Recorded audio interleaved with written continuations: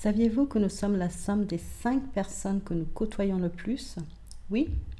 Aujourd'hui, je vous parle de notre environnement, aussi bien social que culturel. À tout de suite.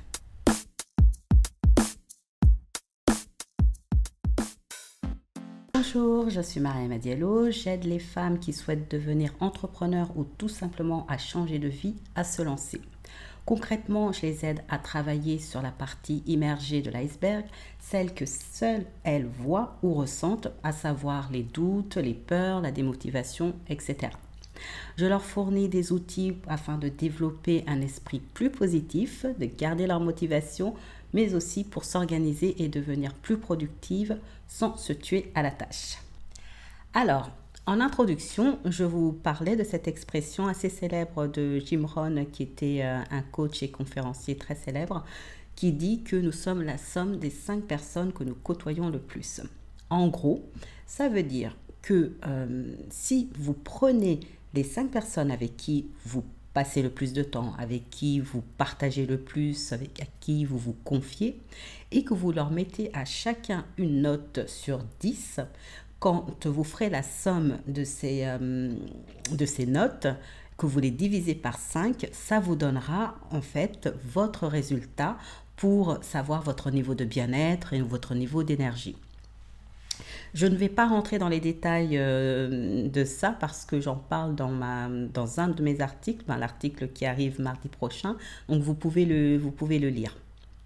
Mais aujourd'hui, je souhaite vous parler de notre environnement qui est composé donc de notre famille, de nos amis, nos collègues et qui vont contribuer ou non à l'évolution et à l'atteinte de nos objectifs. Quand je parle d'environnement, j'inclus également dans notre environnement tout ce qui est culturel. Donc nos lectures, ça va être la musique que nous écoutons, les programmes télé que nous regardons, mais aussi le lieu d'habitation et notre alimentation. Alors, pourquoi l'environnement est important? Lorsque l'on côtoie un groupe de personnes, on a tendance à les imiter. En effet, l'être humain est un être qui vit par mimétisme et quand on est proche d'une personne qui, par exemple, est négative, le risque, c'est que inconsciemment, on devienne à notre tour négatif. C'est pareil dans le monde du travail. Si vous côtoyez des personnes qui ont tendance à médire sur les autres, sans vous en rendre compte, petit à petit, vous allez commencer à suivre le groupe. Et donc, il est essentiel de faire attention à votre environnement social, au groupe de personnes que vous fréquentez. Et souvent, c'est vraiment inconscient, on ne le fait pas exprès. Parce qu'il faut garder en mémoire quand même que l'être humain donc, est social et qu'il a toujours eu besoin des autres. Et pour cela, il faut qu'on remonte un peu à l'âge de pierre pour comprendre cela. Donc, à cette époque,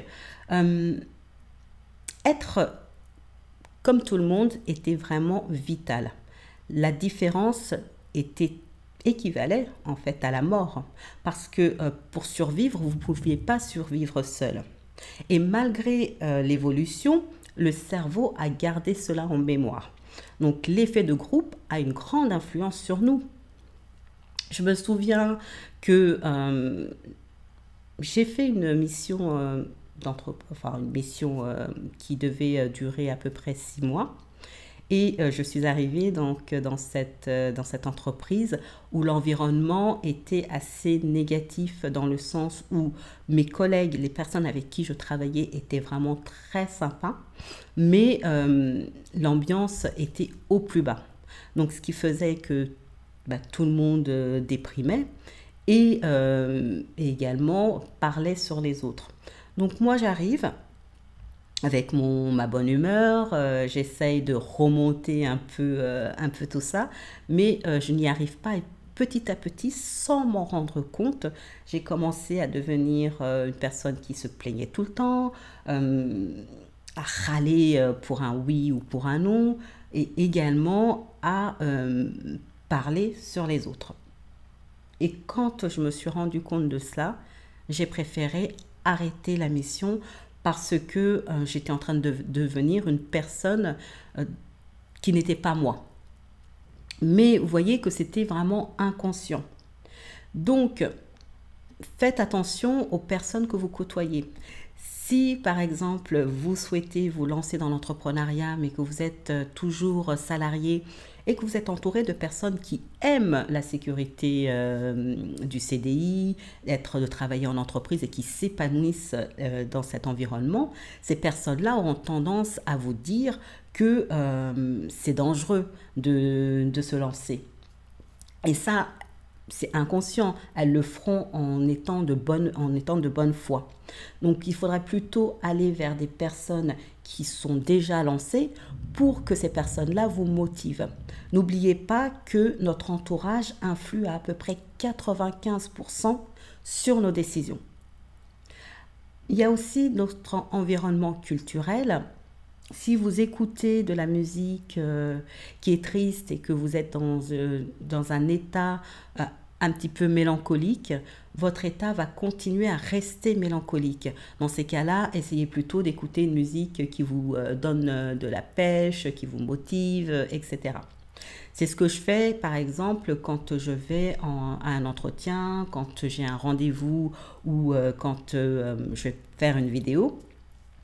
Je mets une musique qui me booste et dès que je l'écoute, en fait, je me mets à danser, mon humeur change tout de suite et mon niveau d'énergie monte tout de suite et ça se voit. Pareil, si vous regardez des émissions qui sont abrutissantes, vous risquez de devenir abruti. L'environnement, c'est également ce que vous mangez. Il faut faire attention à ce que vous mangez parce que votre niveau d'énergie et votre motivation va en dépendre. Donc, tout ça pour vous dire qu'il faut que vous deveniez conscient de votre environnement. Est-ce que votre environnement vous contribue à vous motiver ou est-ce que au contraire, il vous tire vers le bas? Faites le test. Prenez les 5 personnes avec qui vous passez le plus de temps et notez-les entre 0 à 10 et vous posez-vous la question, quand j'ai passé du temps avec cette personne, comment est-ce que je me sens? Est-ce que je me sens bien ou plutôt est-ce que je me sens complètement vidée? Faites la somme, divisée par 5 et cela vous donnera votre résultat. Voilà. Donc, j'espère que cette vidéo vous aura été utile. N'hésitez pas, je ne sais plus parler, pardon. N'hésitez pas à la commenter, à poser des questions également si vous le voulez. Si vous voulez aller plus en détail sur l'environnement, l'article de mardi prochain en parle. Donc, vous pourrez le lire, je vous mettrai un lien vers le blog. Likez, partagez si vous avez aimé et je vous remercie beaucoup. Et je vous dis à la semaine prochaine. Au revoir.